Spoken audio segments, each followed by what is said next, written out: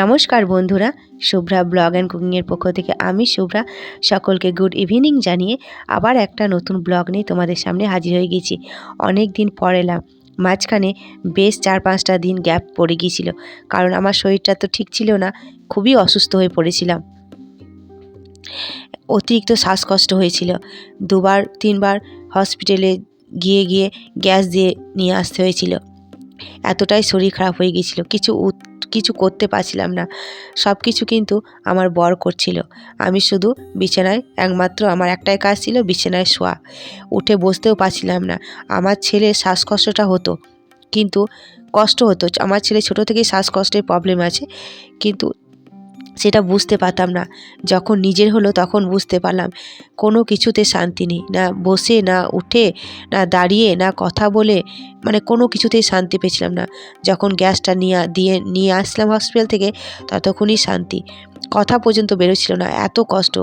আর একটু মানে 2 পা যদি হাঁটতাম তো এত মানে বুকের ভেতরটা ধড়ফড় করতো, মনে হয়তো যেন পড়ে যাব। সেই জন্য বেশ কয়েকটা দিন কিন্তু গ্যাপ গিয়েছে আমার ব্লগ দিতে। তাই ভাবলাম অনেকটা দিন হয়ে গেল, আজ যখন একটু সুস্থ আছি তখন কিন্তু আবার তোমাদের সামনে এক একটা করে ভিডিও দিতে শুরু করি। তা এই যে দেখো, বর আজকে ফুচকা ভাজছে। ও বলল যে, আমি বলছিলাম আমার কিছু খেতে ভালো লাগছে না, তা বললো দাঁড়াও আমি ফুচকা বানিয়ে দিচ্ছি। তা দেখো এদিকে আলু সানা করেছে আর তেঁতুলটা ভিজিয়ে রেখেছিল। আমি দেখলাম ঠায় ক্যামেরা ধরে বসে আছি, আমি তেঁতুলটা গুলে দিই, এইটুকুই। তাও বকছিল আমাকে। সত্যি কথা, আমাকে কিন্তু যে কদিন আমার শরীর খারাপ ছিল আমাকে হাতে জল নিয়ে খাইয়েছে, কিচ্ছু কিন্তু করতে দেয়নি। আজকে একটু সুস্থ হয়েছি তাই ক্যামেরাটা ধরে ওর সামনে দাঁড়িয়ে আছি, তাও বকছিল। বলছিল যে বসো গা, আমি যে কদিন আছি সে কদিন কিন্তু একটু রেস্ট নেবে। তা এই যে আমার মেয়ে দেখো বদমাশি শুরু করে দিয়েছে, আর ফুচকা কিন্তু রেডি একদম বরের হাতে, একদম বাড়ির তৈরি ফুচকা, একদম আলু সানা, তেঁতুলের জল, সত্যি কিন্তু অপূর্ব হয়েছিল। আর এই ফুচকাগুলো কিনে নিয়ে এসেছিলো, কিনে নিয়ে কিন্তু বাড়িতে ভেজেছি। বাড়িতে ফুচকা মানে আলু সেদ্ধ আর তেঁতুলের জলটা বাড়িতে বানিয়েছিলাম, ওটা ভেজে মানে ফুচকা কেনা পাওয়া যায় সেটা ভেজেছি। দিয়ে এই যে ছেলে খেতে বসে পড়েছে, মেয়েকে খাওয়ার জন্য বলছে, তা খাবে না। আর এই যে আমি খাচ্ছি, ক্যামেরা ধরে আছি বলে বলছে খাও, খাইয়ে দিই। কারণ ছেলে খেতে লেগেছে, ছেলে খেতে মানে শেষ হয়ে যাবে। ফুচকা বুঝতেই পারছো, ফুচকা লোভ, মানে যে যা পারবে সেটাই খেয়ে নেবে। আর এখন তো মেয়েও খেতে শিখেছে বেশ, কিন্তু আলু সেদ্ধটাতে একটু লবণ বেশি হয়েছিল। তাছাড়া সব কিন্তু একদম পারফেক্ট ছিল, ঝাল থেকে এ থেকে সব কিছু। একটু যদি আলু সেদ্ধতে লবণটা কম হতো না, তাহলে কিন্তু দারুণ খেতে লাগতো।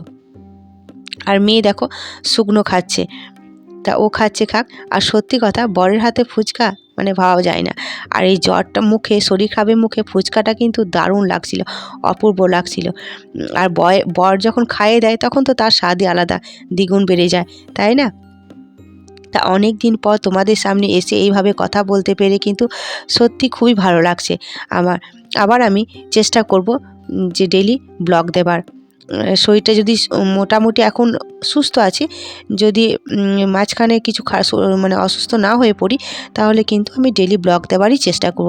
বেশ কয়েকটা দিন গ্যাপ গেল তো মনটাও বেশ ছুকছুক করছিল তোমাদের কাছে আসার জন্য। তাই আজকে যখন একটু সুস্থ হয়েছি তাই চলে এলাম, আর না এসে থাকতে পারলাম না। আর এদিকে দেখো ফুচকা খেতে লেগেছে, তাই আমার বর বলছে আমি কত খাইয়ে দেবো, তুমি নিজে হাতে খাও, কারণ খেতে খেতে শেষ হয়ে যাবে। বাবুকে বলছে, ছেলেকে বলছে আর খাস না, তোর মায়ের জন্য রেখে দে। তা বললাম না, খাক। তা আমি নিজে হাতে দেখো থাকতে না পেরে আমি নিজে হাতেই কিন্তু খেতে বসে পড়েছি। দারুণ লাগছে কিন্তু খেতে, মানে এত মানে ঝাল হয়েছিল। আর ঝাল একটু বেশি করেছিল, বলেছে ঠান্ডা লেগে আছে, জ্বর, ঝাল খেলে সেরে যায়। দেখবে যদি ঠান্ডা লেগে থাকে না, অতিরিক্ত যদি লঙ্কা খাওয়া হয় না, ঠান্ডাটা কিন্তু সেরে যায়। আর শ্বাসকষ্টটা অনেকটাই কমে গিয়েছে, একবারে মানে 2-3বার গ্যাস নিয়ে এসলাম তো অনেকটাই কিন্তু কমে গেছে। আর মেয়ের আবদার, এইদিকে ফুচকার ভেতরে আমরা সবাই আলু সেদ্ধ জল দিয়ে খাচ্ছি, ও খাবে। তার বাবা খাইয়ে দিতে এসেছে, খাবে না, সে আমার কাছে খাবে। তা আমি একটা মুখে ভরে দিয়ে দেখলাম ও কিন্তু বুঝতে পারেনি স্বাদটা, যে তেঁতুলগুলো জল খাচ্ছে। তারপরে ও বললো যে না আমি খাবো না, আমি কিন্তু শুকনোটাই খাবো। ও তেঁতুলগুলো জল দিয়ে খেতে মানে আমরা সবাই খাচ্ছিলাম বলে দেখে খেতে ইচ্ছা হয়েছিল। যখন টেস্টটা বুঝলো তখন কিন্তু আর মানে খেলো না, ও শুকনোটাই খেলো। তা আমি শুধু বরের হাতে, বর তো আমাকে খাইয়ে দিলে, একা খাইলে হবে, আমি দিলাম বরকে, ও বলে আমাকে খাইয়ে দাও, আমি ওকে দুটো কিন্তু খাইয়ে দিলাম। আমি দিলাম শোধবোধ হয়ে গেল, কিন্তু তুমি আমাকে খাইয়ে দিয়েছিলে, আমি কিন্তু তোমাকে খাইয়ে দিলাম। আর এদিকে মেয়েকে দিতে যাচ্ছে, মেয়ে কিন্তু বাবার কাছ থেকে খাবে না, বদমাশি করছে, বলছে লে খা খাও, ও কিন্তু শুকনোটাই খাবে, আলু সেদ্ধ দিয়ে খেতে চাচ্ছে, ও কিন্তু খাবে না। তো চলো, আমাদের তো এইভাবেই ফুচকা খাওয়া থাকবে। আর সত্যি কথা, তোমাদের সামনে এসে কিন্তু আবারও বলছি, খুব ভালো লাগছে, অনেক দিন পর আবার এলাম, মনটা কিন্তু বেশ ভালো লাগছে। তা খাওয়া দাওয়ার পর অনেকক্ষণ কিন্তু কেটে গিয়েছে। তারপর এই যে আমার বর রাতেকার খাবার, রুটি, ময়দা সানছে, ময়দাটা মাখাচ্ছে। ও রুটি করা কিন্তু খুব সুন্দর। আমি রুটি করলে একসঙ্গে 3-4টে কিন্তু একসঙ্গে দিয়ে দিই, তাড়াতাড়ি হয়ে যায়। আর ও কিন্তু তা দেবে না, ও একটা একটা করে করবে, একটা একটা করে শিখবে। আমি যখন রুটি করি তখন বকে আমাকে, বলে 3-4টে একসঙ্গে কেন দিয়ে দাও, কিন্তু দেখবে রুটি করার সময় 3-4টে একসঙ্গে দিলে কিন্তু তাড়াতাড়ি হয়। আর ও বলবে যে, ও দেখবে ওই একটা করে বেলবে, একটা করে সেঁকবে, এভাবে সুন্দর করে। আর রুটিটা করেও কিন্তু সত্যি খুব সুন্দর।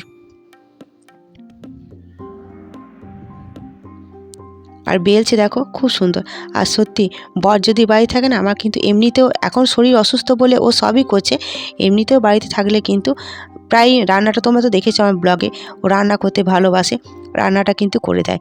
আমার ও থাকলে কাজটা কিন্তু অনেকটাই আসান হয়ে যায়। তা রুটিগুলো বেলে কিন্তু একদম গোল গোল করে। রুটিটা ভালো বেলতে পারে, কিন্তু লুচিটা ভালো বেলতে পারে না। ওই জন্য লুচি যখনই করি না, তখনই বলবে আমি ছেঁকে নেব, তুমি লুচিটা বেলে দাও, কিন্তু রুটিটা কিন্তু খুব গোল হয়। তাই চলো, বরকে খেতে দিয়ে দিয়েছে, আর ছেলেকেও কিন্তু খেতে দিয়েছে। আর রুটির সঙ্গে ছিল বেগুন পোড়া, টমেটো আর বেগুনে পুড়িয়ে ছিলাম। তা সবারই খাওয়া দাওয়া পর্ব সেরে কিন্তু আমাদের খাওয়া দাওয়া পর্ব। আর এদিকে দেখো, মেয়ে বসে বসে টিভি দেখছে, ওকে তো জোর করে খাওয়াতে হবে, খাইয়ে দেবো। তাই চলো, আমাদের খাওয়া দাওয়া পর্ব শেষ করে কিন্তু আমরা শোবার পালা। তাই সবাই খেতে বসেছি, এবার সকলকে টাটা গুড বাই জানিয়ে বিদায় নেব। সবাই ভালো থেকো, সুস্থ থেকো, আমিও একটু মোটামুটি ভালো আছি। সকলকে জানাই গুড নাইট, দেখা হবে পরের একটি ব্লগে।